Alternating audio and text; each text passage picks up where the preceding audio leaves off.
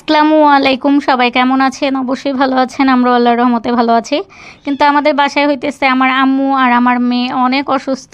তো আম্মু হইতেছে আজকে সকাল থেকে হঠাৎ করে আম্মুর অনেক জ্বর, 103-এর উপরে জ্বর আসতেছে। তার মধ্যে হইতেছে প্যারাসিটামল খাওয়াইছি, কিন্তু জ্বর কমতেছে না একটুকু।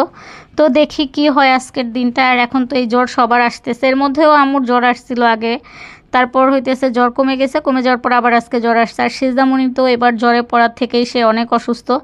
দেখা গেছে জ্বরটা একটু কমছে আবার আসতেছে, একটু কমছে আবার আসতেছে, কিন্তু আজকে 2-3 দিন যাবত সিজামণি বেশি অসুস্থ হয়ে পড়েছে। আর সিজামণির তো সব পড়া, তারপর বন্ধ, স্কুলে যাওয়া বন্ধ, তারপর হইতেছে প্রাইভেটে দিতেছি না। তো যেহেতু 17 তারিখ থেকে পরীক্ষা, এটা ভেবে আমি গতকালকে তাকে স্কুলে দিছিলাম। দেওয়ার পরে যখন আসবো, সিজামণি তো আর আসতে পারে নাই। আমি কালকেও ভিডিওতে বলেছিলাম সিজামণি পায়ে ব্যথায় সে আর হাঁটতেই পারতেছিল না, পড়ে গেছে।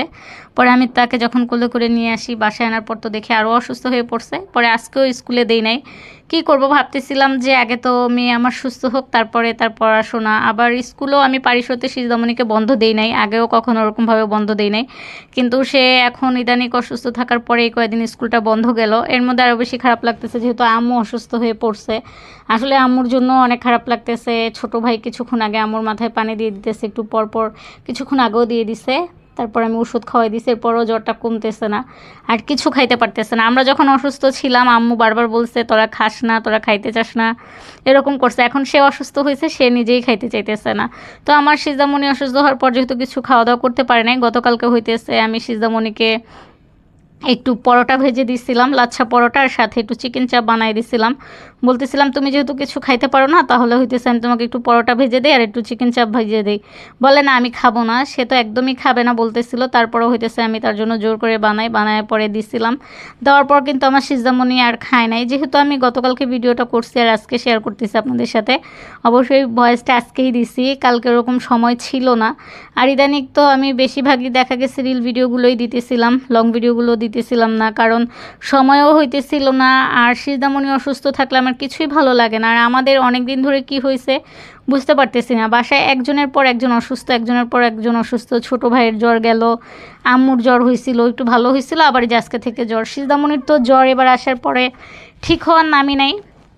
তো কী করব, মেয়েটা আমার কিছুদিন পর পরই অসুস্থ হয়ে পড়ে। তো সবাই দোয়া করবেন আমার সিজামণি যেন সুস্থ হয়ে যায়।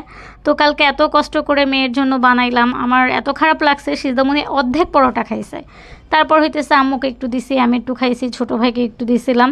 ভালোই হয়েছিল, লাচ্ছা পরোটাগুলোও ভালো হয়েছিল। তারপর হইতেছে চিকেন চাপটাও ভালো হয়েছিল। লাচ্ছা পরোটাগুলো হইতেছে আমি ইচ্ছে করে একদম পাতলা পাতলা বানাইছিলাম।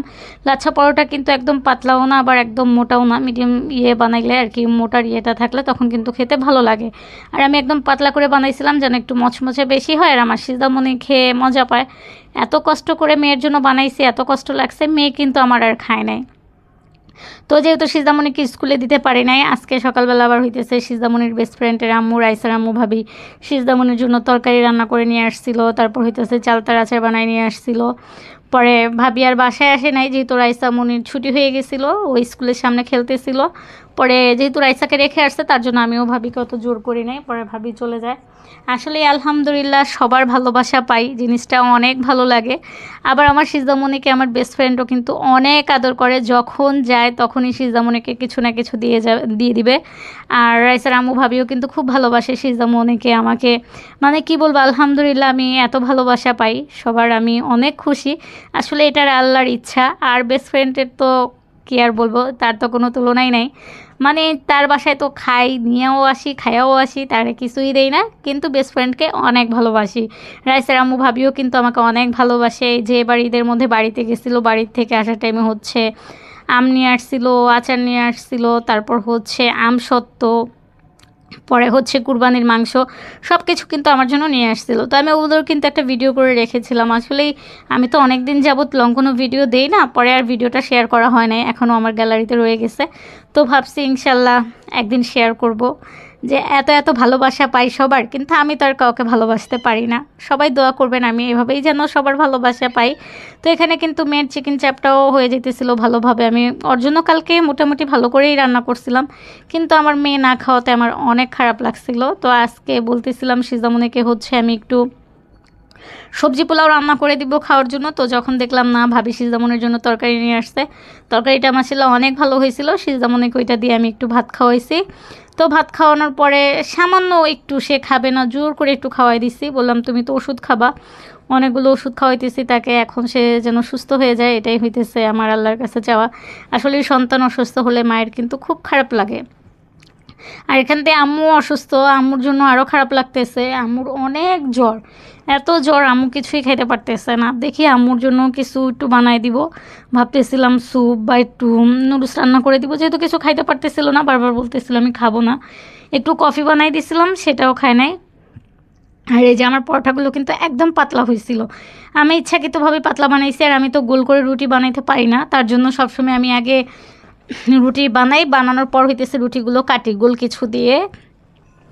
কারণ আমার রুটি হইতেছে একদম ভালো হয় না, পুরো হইতেছে বাংলাদেশের মানচিত্র থেকেও আরও খারাপ হয়ে যায়।